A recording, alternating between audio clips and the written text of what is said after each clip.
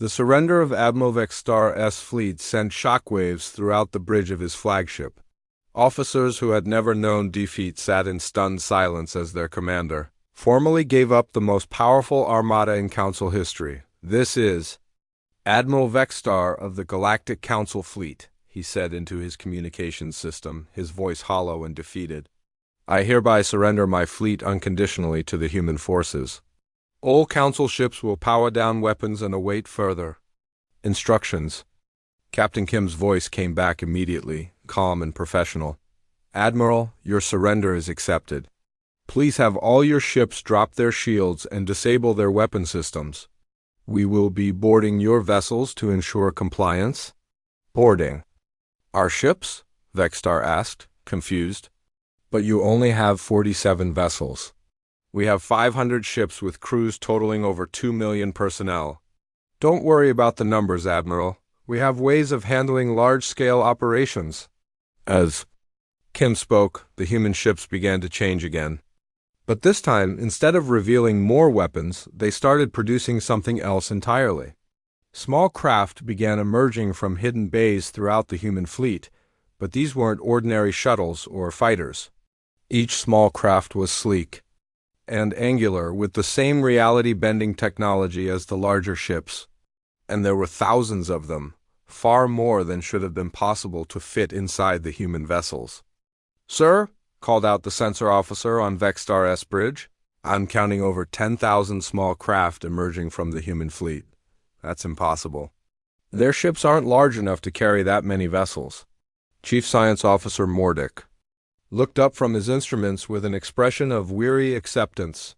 "They're using dimensional storage technology. Their ships are bigger on the inside than on the outside. They can carry far more than their external dimensions would suggest." "Admiral." Vextar no longer felt surprise at each new revelation of human technology. He was beyond shock now, simply accepting that everything he thought he knew about the universe was wrong. The human boarding craft moved through space with impossible grace, phasing in and out of normal reality as they approached the Council. Ships, when they reached their targets, they didn't need to wait for docking bay doors to open. They simply passed through the hull plating like ghosts walking through walls. "Sir," called out his security chief, "the humans are inside our ship, but I don't understand how they got through our hull without breaching it." "Don't resist them," Vextar ordered. "We surrendered. Let them do what they need to do." Throughout the Council fleet, human boarding parties were taking control of ship after ship. But they weren't violent or aggressive. They moved with professional efficiency, disabling weapon systems and securing key areas without harming any of the alien crew members. On the bridge of the Yu Sol, Fleet Admiral Yoon So-young watched the operation proceed smoothly. Her tactical officer called out regular updates. "Admiral, boarding operations are proceeding on schedule. All Council weapon systems are being disabled. No resistance from enemy crews." "Good," Yoon replied. "Make sure our people treat the prisoners well. Most of these aliens are just following orders from their government." Captain Kim opened a communication channel to the entire Council fleet. "All Council personnel, you are now prisoners of the United Earth Forces. You will be treated according to the laws of war and galactic conventions. Anyone who needs medical attention will receive it immediately. Admiral Vextar, I need you to send a message to your Galactic Council. Tell them exactly what happened here today." Vextar activated his long-range communications array. The message would take several days to reach Council headquarters, but when it arrived, it would change everything. "High Council," he began, his voice heavy with defeat and shame. "This is Admiral Vextar reporting the complete failure of our mission to subdue the human species." He paused, trying to find words to describe what had happened. How could he explain technology that operated outside the laws of physics? How could he make them understand that humanity was far older and more advanced than anyone had suspected? The humans are not the primitive species our intelligence reports described. They are an ancient civilization that has been observing us for centuries. Their technology is beyond anything we have ever encountered. They defeated our entire fleet without firing a single shot in anger. I am surrendering my fleet to prevent the needless deaths of 2 million Council personnel. The humans have demonstrated weapons that can erase matter from existence itself. Resistance is impossible. Captain Kim's voice came over the communication. Again, but this time it was being broadcast on frequencies that would reach across the entire galaxy. Citizens of the Galactic Council and all free species throughout the galaxy. This is Captain Kim Tae-ho of the United Earth Forces. Today, your council sent a fleet of 500 warships to force humanity to submit to their authority. That fleet has been defeated and captured without the loss of a single human life. Kim's words were being picked up by communication arrays throughout council space. On thousands of worlds, billions of alien beings were hearing about humanity. For the first time. For over 5,000 years, your Galactic Council has conquered peaceful species and forced them to join their empire. They have destroyed civilizations that refused to submit. They have committed genocide against entire species that dared to resist their rule. Humanity has been watching from the shadows, cataloging their crimes, waiting for the right moment to act. That moment has come. Fleet Admiral Yoon's voice joined the broadcast. To all species currently under Council rule, your liberation begins now. Humanity will not allow the Council to continue their reign of terror across this galaxy.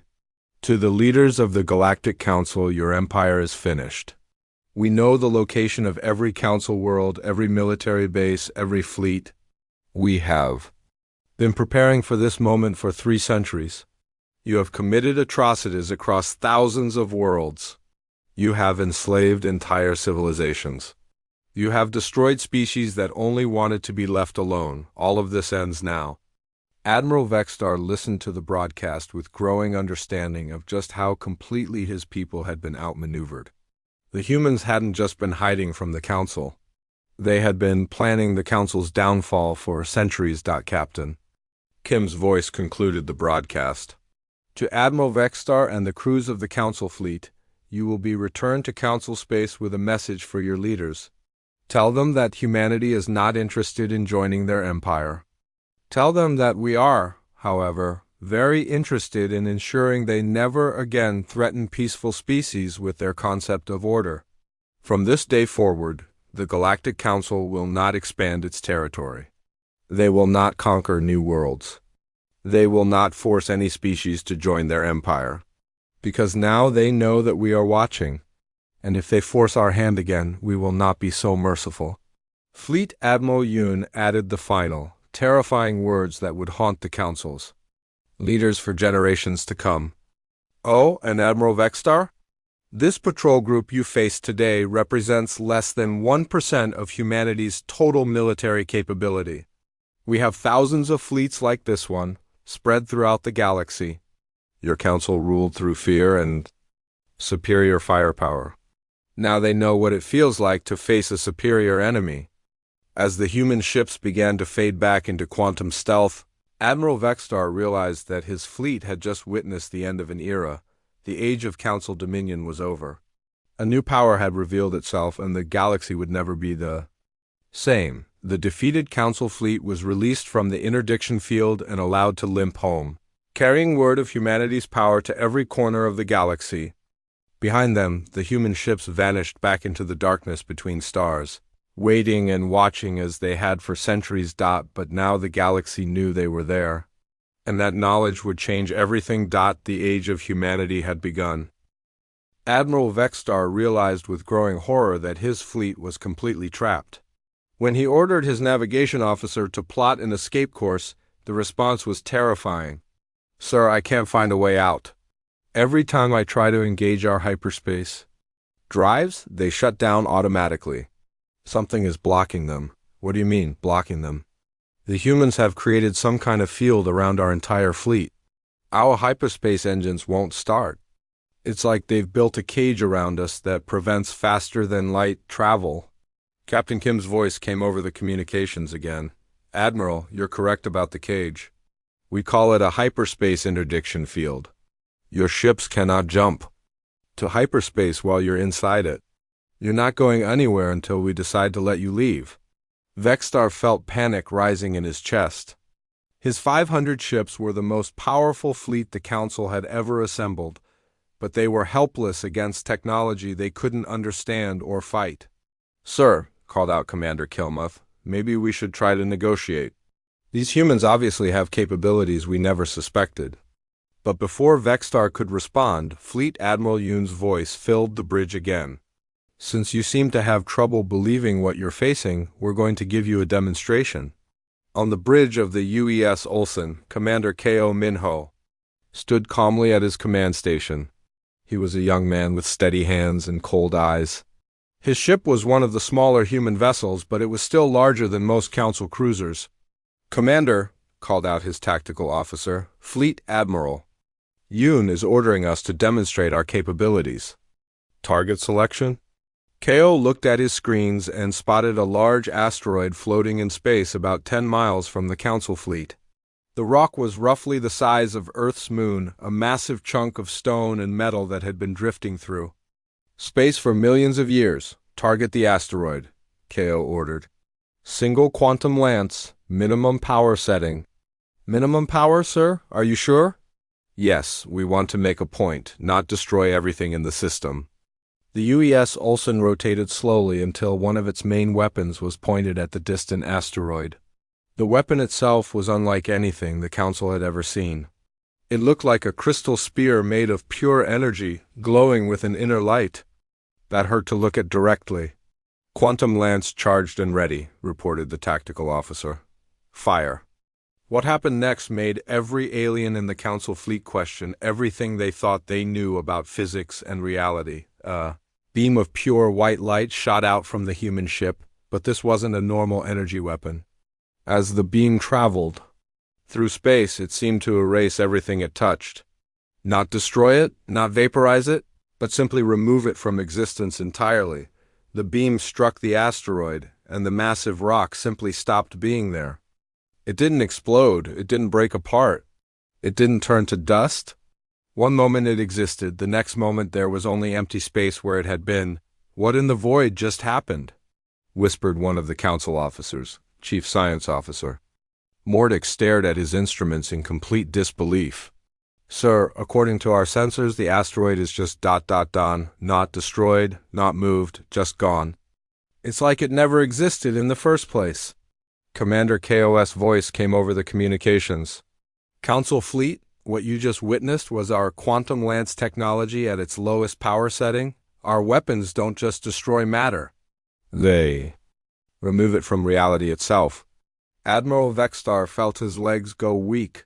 The asteroid that had just vanished was larger than some of the moons in his home system, and the humans had erased it from existence with what they called minimum power. "Your shields," continued Ko, "your armor, your quantum barriers, all of them are meaningless against weapons that operate outside conventional physics. We don't need to break through your defenses. We simply remove them from reality." "Captain," Kim's voice joined the conversation. "Admiral, your fleet represents the most advanced military technology the Council has ever developed. But compared to humanity, you might as well be throwing rocks." The harmonic sound from the human ships was now so intense that it could be felt throughout the Council fleet. Crew members were reporting strange visions and hallucinations. Some claimed they could see through the walls of their ships. Others said they could hear the thoughts of their crewmates. "Sir," called out the medical officer, "we have crew members collapsing throughout the fleet. The harmonic emissions are affecting their minds. I'm getting reports of temporary psychosis on 12 different ships." But Vextar was no longer listening to his officers. He was staring at the empty space where the asteroid had been, trying to understand what he had just witnessed. Fleet Admiral Yoon spoke again. "Admiral, we could destroy your entire fleet in approximately 30 seconds. Every one of your ships would simply cease to exist. Your crews wouldn't even have time to realize what was happening, but we don't want to commit genocide. Most of your people are not evil, just misguided. So we're going to give you one final choice." Yoon's voice became harder and more threatening. "You can order your fleet to surrender immediately, or you can watch your ships disappear one by one until you change your mind. Either way, this ends with your surrender." The only question is how many of your people die first. Admiral Vextar looked around his bridge. His officers were staring at him with expressions of terror and desperate hope. They wanted him to surrender. They wanted to live, but Vextar's pride was still fighting against his fear. He had been a warrior for over 200 years. He had conquered entire star systems for the Council. How could he surrender to anyone, even humans with impossible technology? "Sir," whispered Commander Kilmuth, "please. Our crews don't deserve to die for this mistake." "Admiral," came Fleet Admiral Yoon's voice, "you have 10 seconds to decide." Vextar closed his eyes. In his mind, he could see the asteroid simply vanishing from existence. He could imagine his own ship suffering the same fate, his crew simply ceasing to be. 5 seconds, Admiral." He opened his eyes and looked at his officers one more time. They were good people who trusted him to make the right decision. They didn't deserve to die because of his pride. "All Council ships," he said, his voice barely above a whisper, "power down all weapons. Prepare to surrender." The bridge fell silent except for the alien harmonic sound from the human fleet. After 5,000 years of conquest, a Council armada was surrendering for the first time in galactic history, and they were surrendering to a species they had thought was primitive. Captain Kim opened a fleet-wide communication channel that somehow reached every ship in the Council armada. His voice carried the weight of absolute authority and complete confidence. "Council forces," he began, "you have made a critical error in judgment. You assumed we were a young, primitive species that had only recently discovered space travel. You were wrong on both counts." Admiral Vextar listened with growing dread as the human captain continued speaking. "We are human. We have been traveling between the stars for over 1,000 years, not the 50 years your intelligence reports claim. We have been watching your Galactic Council from the shadows for centuries, cataloging your weaknesses, studying your technology, learning everything there is to know about your civilizations." On the bridge of the Council flagship, the alien officers looked at each other in shock. Chief Science Officer Mordick pulled up his data files frantically. "Sir," he whispered to Vextar, "if what he's saying is true, then all our intelligence about humans is completely wrong." Kim's voice continued over the communications. "We chose isolation not from fear, but from disappointment. We had hoped to find equals among the stars. Instead, we found bullies and petty tyrants who force weaker species to join their empire through threats and violence." "Impossible," Vextar muttered. "Our intelligence networks are the best in the galaxy. We would have detected them if they'd been spacefaring for 1,000 years." But even as he spoke, he was beginning to understand how wrong he had been. The human technology was too advanced to have been developed in 50 years. Their ships moved without using hyperspace. Their weapons operated outside normal physics. This was the technology of a civilization that had been advancing for much longer than anyone had suspected. "Fleet." Admiral Yoon So-young's voice joined the conversation from the massive command ship, UES Seoul. The Seoul was easily the largest warship anyone in the Council fleet had ever seen. It dwarfed even the mightiest Council dreadnoughts. "Admiral Vextar," she said, "your Council has a reputation for conquering primitive species and forcing them to join your empire. You pick on worlds that cannot defend themselves. You have never faced a civilization that is more advanced than your own."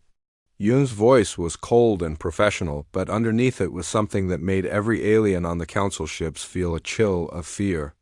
"We have been studying your empire for 300 years. We know about every world you have conquered. We know about the species you have enslaved.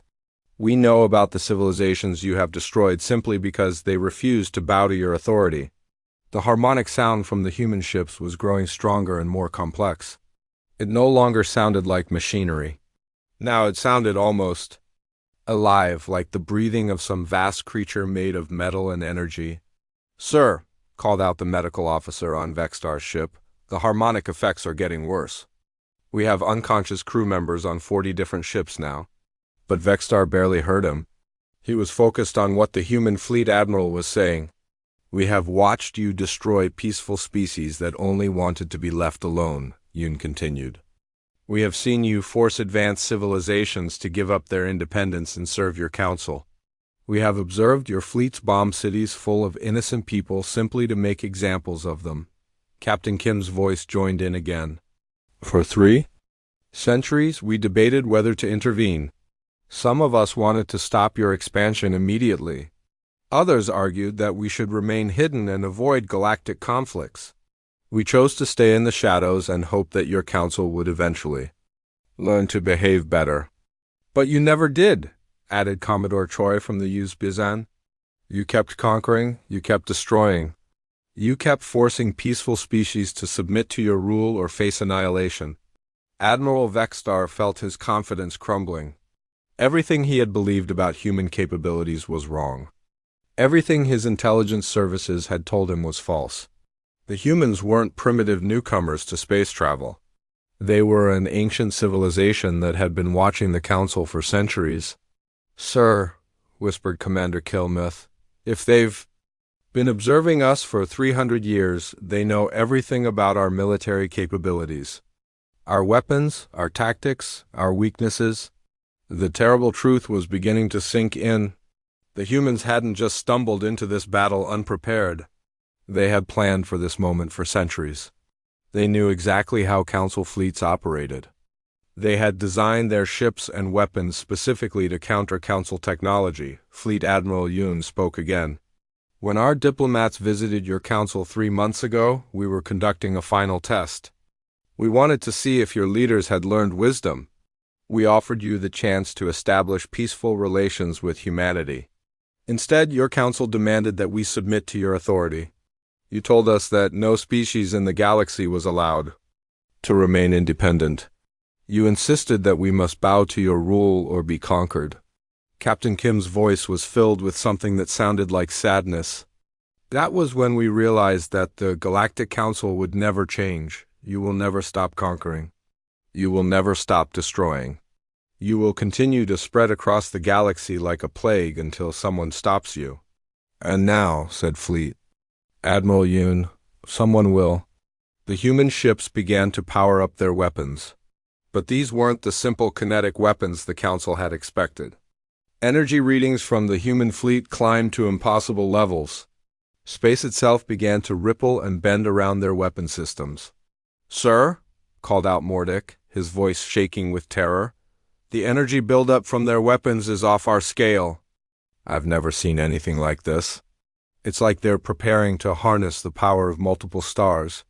On the bridge of the Yu Sol, Fleet Admiral Yoon So-young stood calmly watching the Council fleet. She was a woman in her 60s with silver hair and eyes that had seen too much war. Around her, the bridge crew worked with quiet efficiency. Admiral, called out her tactical officer, all ships report weapons charged and ready. Quantum Lance arrays are at full power. Thank you, Commander. Maintain ready status, but do not fire unless I give the order. Yoon opened a final communication to the Council fleet. Admiral Vexstar, your Council has had over 5,000 years to learn how to coexist peacefully with other species. You have failed. Your empire is built on conquest and fear. Today that ends. We don't want to destroy your entire fleet. Many of your crew members are just following orders. They don't deserve to die for their leaders' mistakes. But you need to understand something very important. Yoon's voice became colder and more threatening. We are not just another species for you to conquer. We are humanity. We are older than your Council. We are more advanced than your greatest scientists ever imagined. And we have decided that your reign of terror across this galaxy is over. The weapons of the human fleet reached full charge. Reality itself seemed to bend and twist around their weapon ports.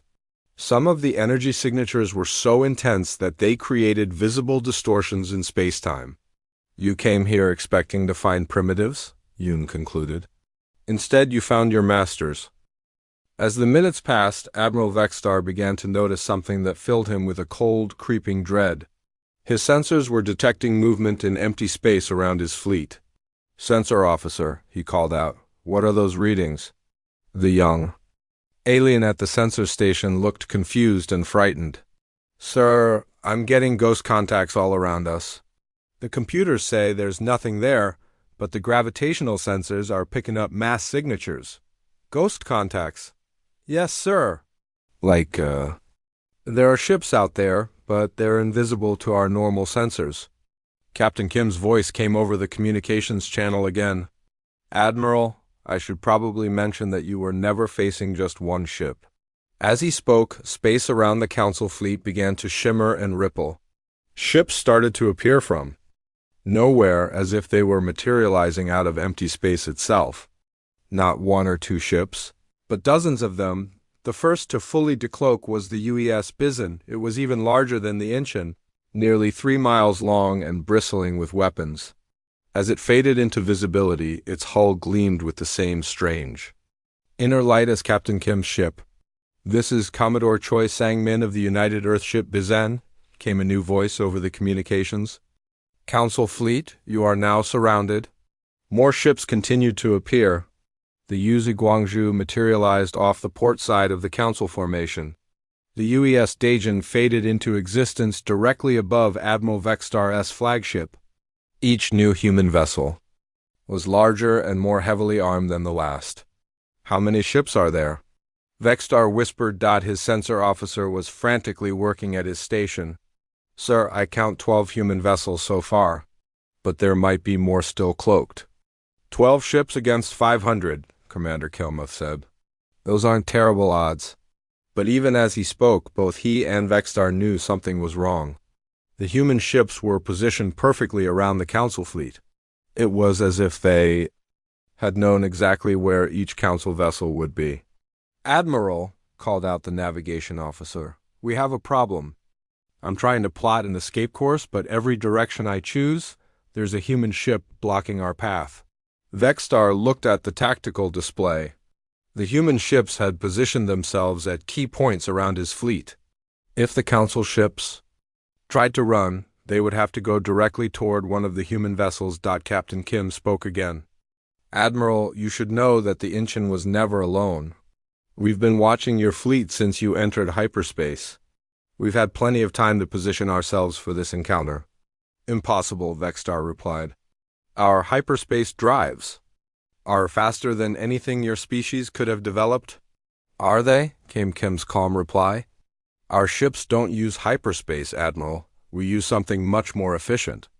On the bridge of the UES Bisan, Commodore Choi Sang-min stood watching the Council fleet with professional interest. He was an older man with white hair and sharp eyes. Behind him, his crew worked at their stations with the same calm efficiency as Captain Kim's people. "Commodore," called out his tactical officer, "the enemy fleet is trying to get weapons locks." "On us, let them try," Choi replied. "Activate full stealth protocols on all ships." The human vessels began to phase in and out of visibility. Sometimes they were solid and real. Other times they became transparent like ghosts. The Council ship's targeting computers couldn't maintain locks on targets that kept shifting between different states of existence. "Sir," called out the weapons officer on Vextar's flagship, "we still can't target them. Whatever technology they're using, it's beyond our weapon systems." Admiral Vextar was beginning to feel something he had never experienced in battle before: genuine fear. His 500 ships were some of the most powerful vessels in the galaxy, but they were helpless against an enemy they couldn't even target properly. "Chief Science Officer," he called out, "can you explain what they're doing?" Mordick looked up from his instruments. His large black eyes were wide with something that looked like panic. "Admiral, I think they're using quantum entanglement to exist in multiple realities at the same time. Our weapons exist in only one reality, so they can't hit targets that are spread across multiple dimensions. That's supposed to be impossible." "Apparently. Not for humans." The harmonic sound from the human ships was getting stronger. Now it seemed to come from all directions at once. Council crew members throughout the fleet were reporting more severe effects. Some were becoming nauseous. Others were experiencing hallucinations. "Medical report?" Vextar demanded. "Sir, we have crew members collapsing on 17 different ships. The harmonic emissions are affecting their nervous systems." I recommend we withdraw to a safe distance. But Vextar's pride would not let him retreat. He had never run from a battle in his entire career. He commanded the largest military force the Council had ever assembled. Surely 12 ships, no matter how advanced, could not defeat 500. All ships, he commanded, prepare for full attack. Target the human vessels with everything we have. Sir, called out Commodore Troy from the Bizen, I strongly advise against that course of action. You're in no position to advise me of anything, Vextar snarled back. Actually, Admiral, we are. You see, you've made an error in your tactical assessment. What error? You assume you're facing 12 ships. You're not. As Troy spoke, more human vessels began to decloak. Not just one or two, but dozens. The U-Sol appeared directly in front of the Council flagship. It was enormous, easily 4 miles long and 2 miles wide. Its hull was covered with weapon ports and sensor arrays. The UES Incheon appeared off to starboard, followed by the UES Ulsan, the US Pohang, and the US Unukpo. Each ship was a masterpiece of advanced technology, bristling with weapons that the Council had never seen before. Final count, sir, whispered the sensor officer. 47 human vessels surrounding our fleet. Admiral Vextar felt his hands begin to shake. 47 ships against 500 should still have been manageable odds, but these weren't ordinary ships. These were vessels that could manipulate reality itself. Admiral, called out his communications officer, we're receiving a transmission from the largest human ship. Put it through. A new voice filled the bridge. It was calm and authoritative, with the unmistakable tone of someone accustomed to command. Council Fleet, this is Fleet Admiral Yoon So-young of the United Earthship Seoul. You are completely surrounded. Your weapons cannot target our vessels. Your shields cannot protect you from our weapons. Fleet Admiral Yoon paused, letting her words sink in. Admiral Vextar, you have one chance to avoid a massacre. Order your fleet to power down weapons and prepare to withdraw from human space. You have 60 seconds to decide. Vextar looked around his bridge. His officers were staring at him with expressions of fear and confusion. They had come here expecting to crush a primitive enemy. Instead, they had found themselves trapped by technology beyond their understanding. Sir, whispered Commander Kilmuth, maybe we should consider their offer. But Vextar's pride and anger were stronger than his fear. No Council fleet has ever surrendered. We will not be the first. Admiral, called out Fleet Admiral Yoon, your 60 seconds are up. Since you have chosen to remain hostile, we will now demonstrate why that was a poor decision. Chief Science Officer Mordick stared at his instruments with growing confusion and fear. The readings made no sense. According to every law of physics he knew, the human ship should not be able to exist. Admiral, he called out, his voice shaking. I need to report something impossible. Admiral Vextar turned to look at him. Mordick was one of the smartest beings in the Council fleet. His species, the Valdorians, had brains twice the size of most other aliens. If he was confused, then something was very wrong. What is it? Vextar demanded. Sir, I've run complete sensor sweeps on the human vessel 17 times. The results don't make sense.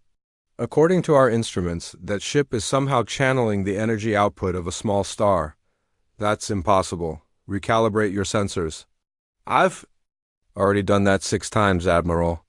The readings are consistent. Their power generation is beyond anything we've ever seen. But that's not the worst part. Vextar felt a cold chill run down his spine. What do you mean? Mordick looked up from the station. His large black eyes were filled with something that looked like terror. Sir, their ship is not just producing impossible amounts of energy. It's using that energy to bend the laws of physics. Around itself? Explain that in simple terms? Admiral, they're not just hiding from our weapons. They're changing the nature of reality in the space around their ship. That's why we can't get a target lock. Our weapons exist in normal space-time. Their ship exists partially outside of normal space-time. On the bridge of the Incheon, Captain Kim watched the Council fleet with calm patience. He could see on his screens that the alien ships were starting to spread out into battle formation. They were still planning to fight. "Captain," called out Lieutenant Commander Park, "the enemy fleet is moving into attack positions. Should we power up our main weapons?" "Not yet," Kim replied. "Let them see what we're capable of first. Maybe they'll change their minds." "Yes, sir. What should we show them?" Kim thought for a moment. "Bring the quantum cores to 15% output. That should get their attention." Major Lee Haijin looked up from her engineering station. "Captain, are you sure? 15% will cause visible space distortion around the ship." "That's exactly what I want," Kim said with a slight smile. Lee's fingers moved across her controls. Deep inside the engine, the ship's quantum fusion cores began to spin faster. These were not ordinary fusion reactors. They used a technology that the Council had never even imagined. The cores contained small artificial black holes, each no bigger than a marble. But these black holes had been modified using quantum mechanics to produce energy instead of consuming it. The process was incredibly complex and dangerous. One mistake could tear a hole in space-time itself. "Cores at 15%, Lee reported. "All systems stable." The effect was immediate and terrifying. Space around the human ship began to ripple like water. Stars in the background seemed to bend and twist. The fabric of reality itself was being warped by the incredible energies the ship was producing on the Council flagship. Every alarm on the bridge began to sound at once. "What's happening?" Vexstar shouted over the noise. "Sir," called out the sensor officer, "the space around the human ship is... it's changing. Gravity waves are spreading out from their position. Our instruments can't measure the energy levels anymore. They're off the scale." Mordick was frantically working at his station. "Admiral, this is beyond anything I've ever studied. They're using their ship's energy output to manipulate the quantum foam that underlies all of space and time." "What does that mean in practical terms?" "It means they can change the laws of physics in their immediate area. They can make their ship exist in multiple dimensions at once. They can probably do things we haven't even thought of yet."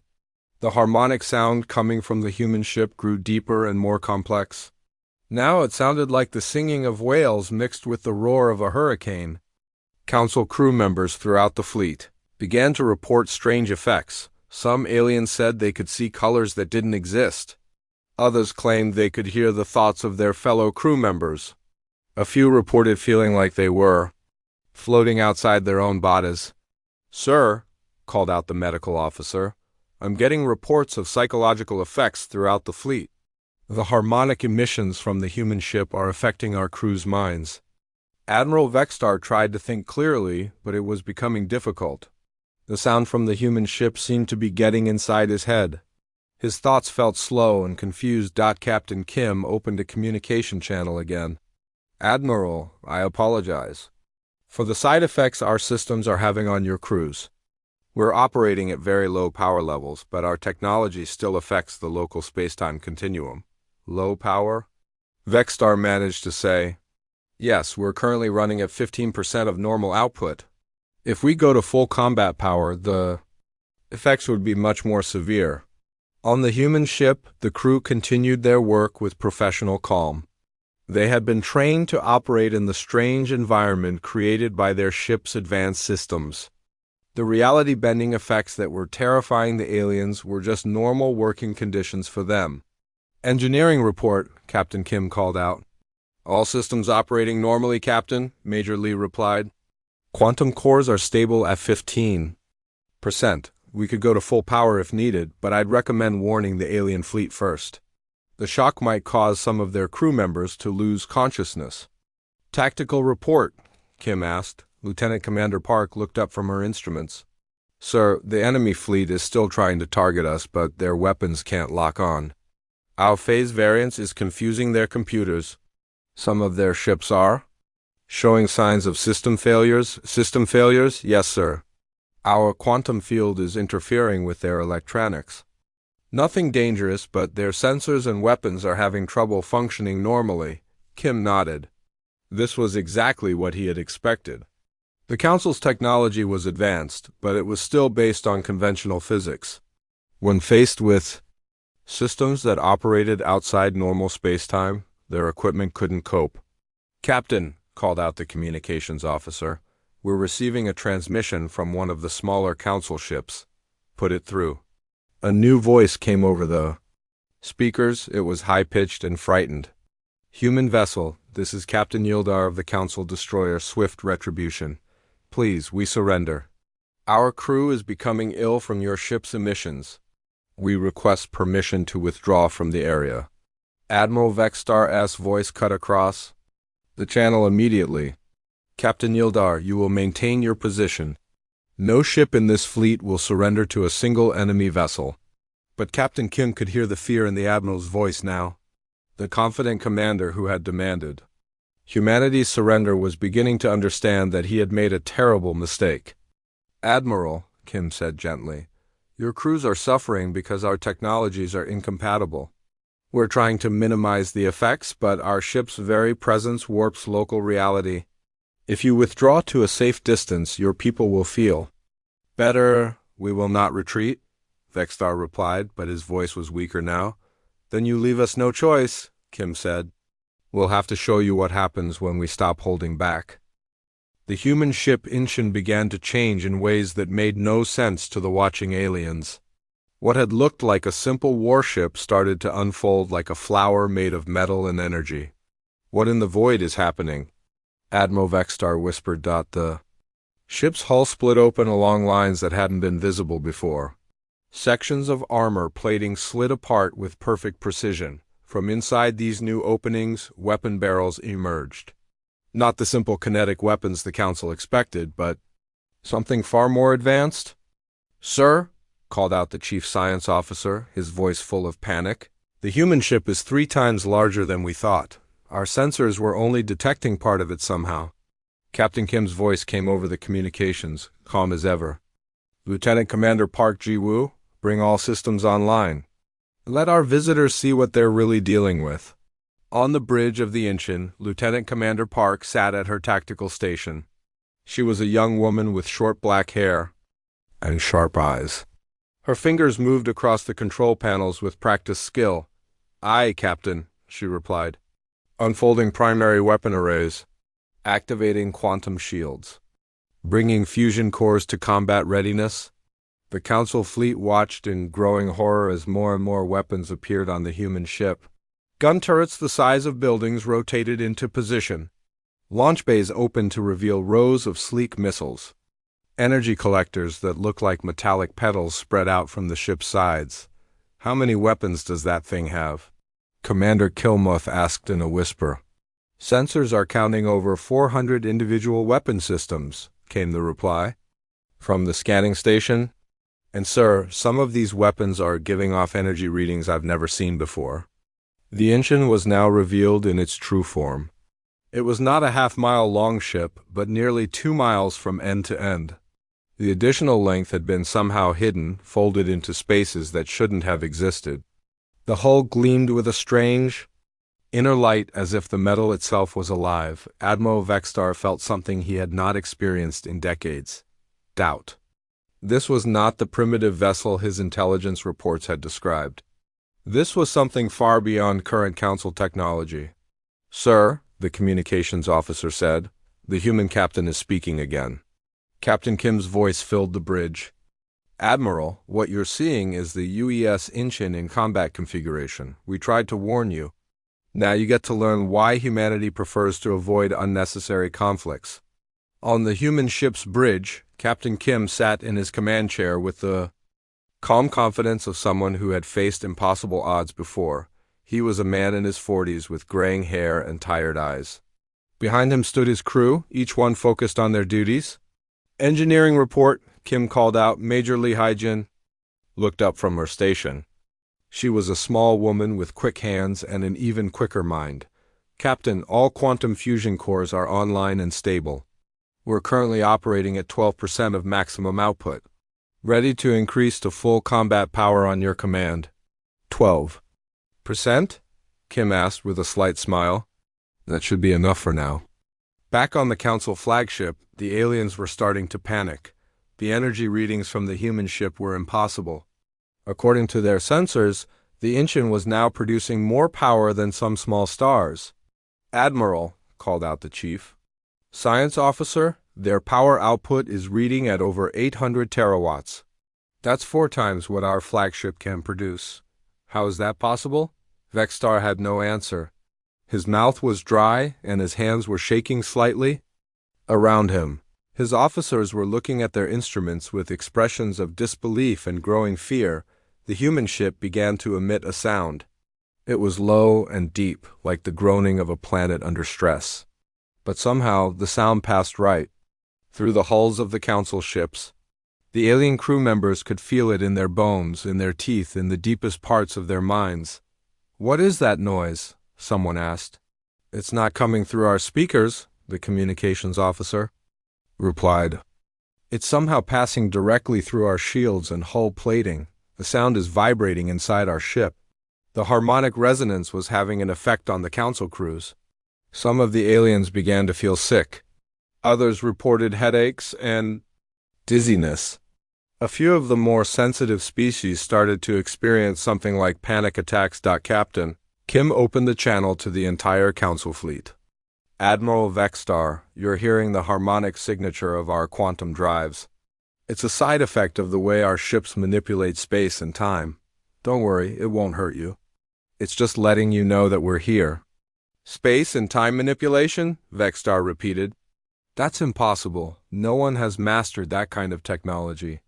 "Apparently someone has," came Kim's reply. "On the engine, the crew worked with quiet efficiency." This was not their first time facing overwhelming odds. Each person knew their job and did it without hesitation or fear. "Captain," called out Park Ji-woo, "I'm detecting movement throughout the enemy fleet. Some ships are trying to get targeting locks on us."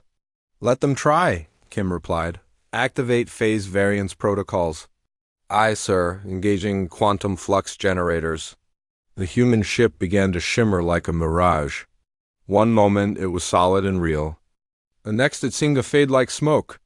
The Council ship's targeting computers couldn't maintain a lock on something that kept shifting between different states of existence. "Sir," called out the weapons officer on the Council flagship, "we can't target them. Our computers keep losing the lock. It's like they're not completely there." Admiral Vexstar stared at the main screen. The human ship appeared to be phasing in and out of reality itself. Sometimes it looked solid, other times he could see stars through its hull. "How are they doing that?" he demanded. "Unknown, sir." "Our sensors show the ship is there, but our weapons can't lock onto it. It's like they exist in multiple dimensions at the same time." Captain Kim's voice came over the communications again. "Admiral, you're seeing our defensive systems at work. Your weapons can't hit what isn't entirely in your reality. We've learned to step partially outside normal space-time when we need to." The Council bridge fell silent. This was technology beyond anything they had ever encountered. Species that had existed for millions of years had never developed anything close to this level of advancement. "Sir," whispered Commander Kilmuth, "maybe we should reconsider our approach." But Vexstar's pride would not let him back down.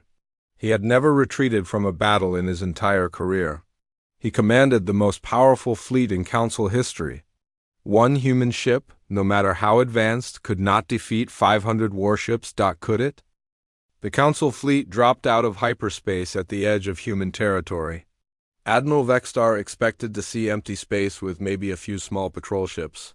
Instead, he found something that made him pause. A single human vessel waited for them. "Sir," called out the sensor officer, "we have one ship on our screens.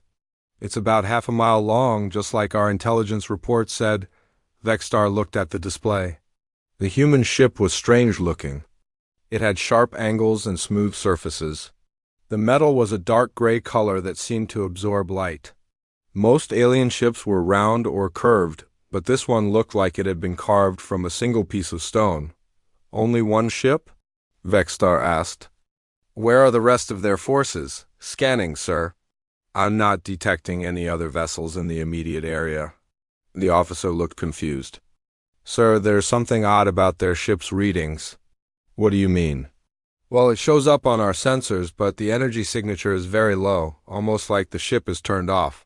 But it's clearly moving and has to be powered up. Vexstar dismissed this with a wave of his hand. Primitive technology.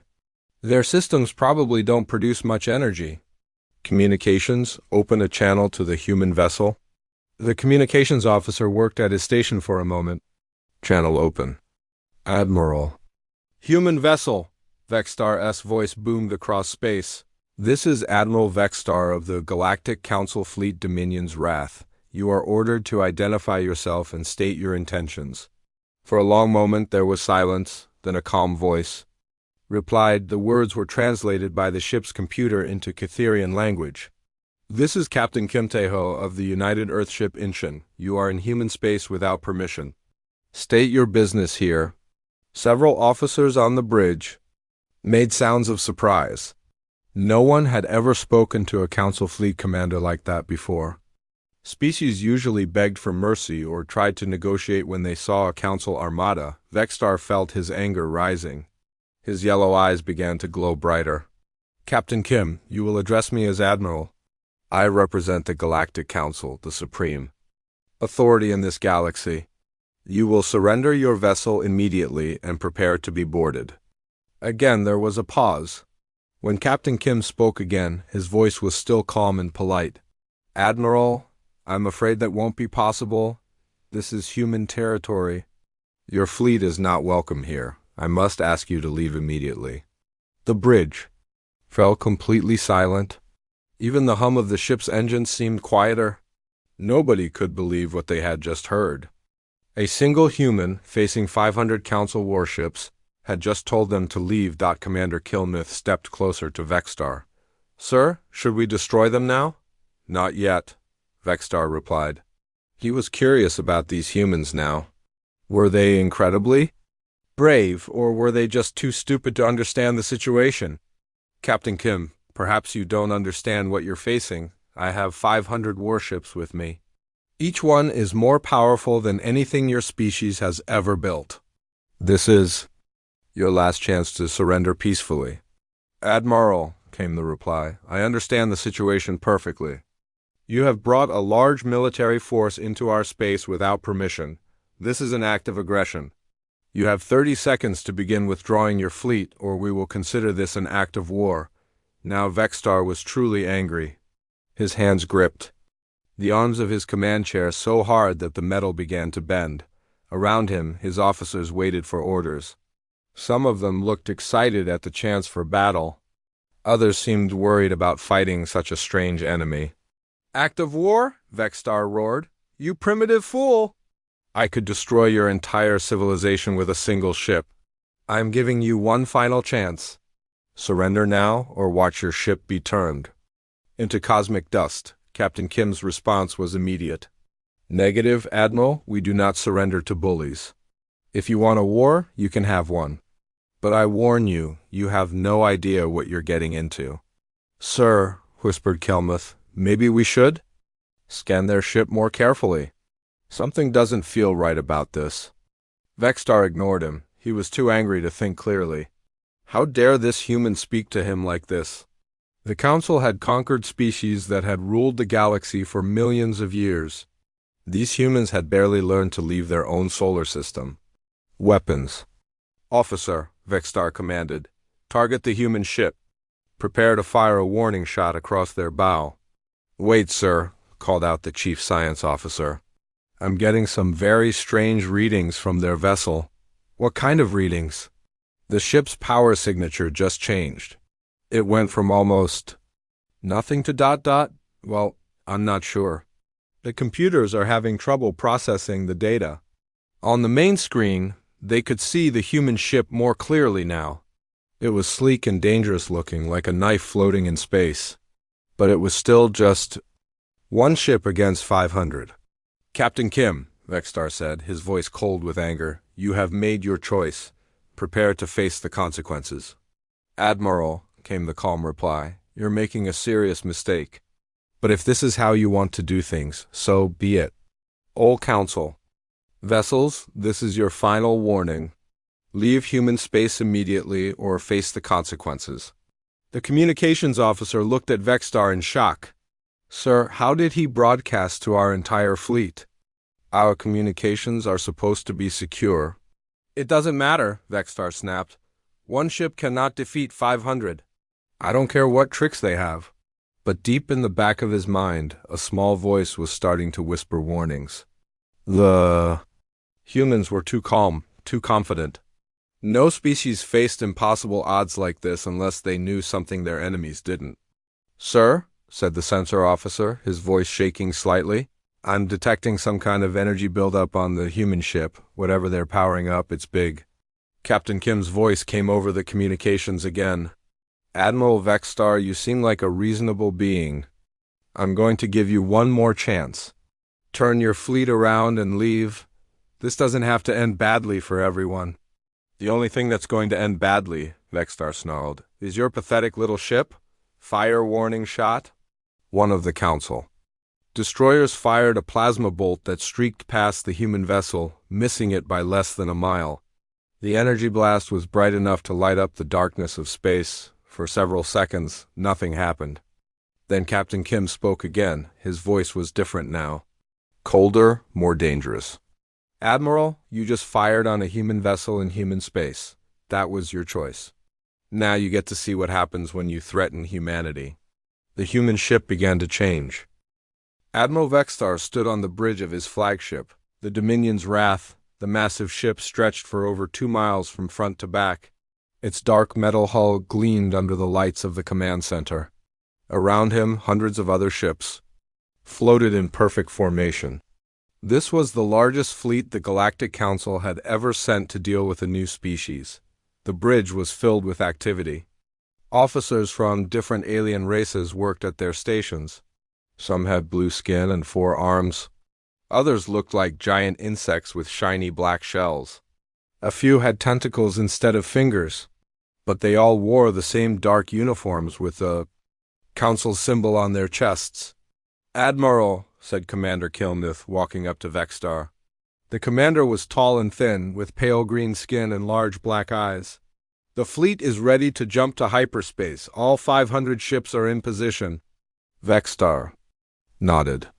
His own species, the Catherians, were known across the galaxy for their military power. They had red skin and sharp teeth. Their eyes glowed yellow in the dark. Most other species feared them, and for good reason. The Catherians had conquered. Over 1,000 worlds for the Council. Tell me about these humans again, Vexstar said. He looked at the data on his screen. It showed a small cluster of star systems at the edge of known space. Kilmuth pulled up the information. They are a new species, Admiral. They only left their homeworld 50 years ago. Our scouts say they have maybe 20 colonies spread across 12 star systems. 50 years? Vexstar laughed. The sound was deep and scary. My youngest son is older than their entire space program? What kind of technology do they have? Very basic, sir. They use chemical rockets to move between planets. Their biggest ships are only about half a mile long. Our intelligence says they fight with simple kinetic weapons. Metal bullets fired from tubes. Another officer walked over. This one had blue fur and cat-like ears. Admiral, we also have reports about their military strength. They have maybe 50 warships total. Most, are small patrol boats. Nothing bigger than a light cruiser. Vexstar shook his head. He had been fighting wars for over 200 years. He had destroyed entire civilizations that had thousands of years to develop their technology. These humans were nothing compared to the enemies he had faced before. Why are we even here? Asked the blue-furred officer. Couldn't we just send a single dreadnought to handle this? The Council wants to make an example, Vexstar explained. These humans refused to join the Galactic Council. They said they wanted to remain independent. No species is allowed to refuse the Council's offer of membership. The truth was more complicated than that. 3 months ago, Council ambassadors had visited the human homeworld called Earth. They had expected the humans to be grateful for the chance to join the galaxy's most powerful organization.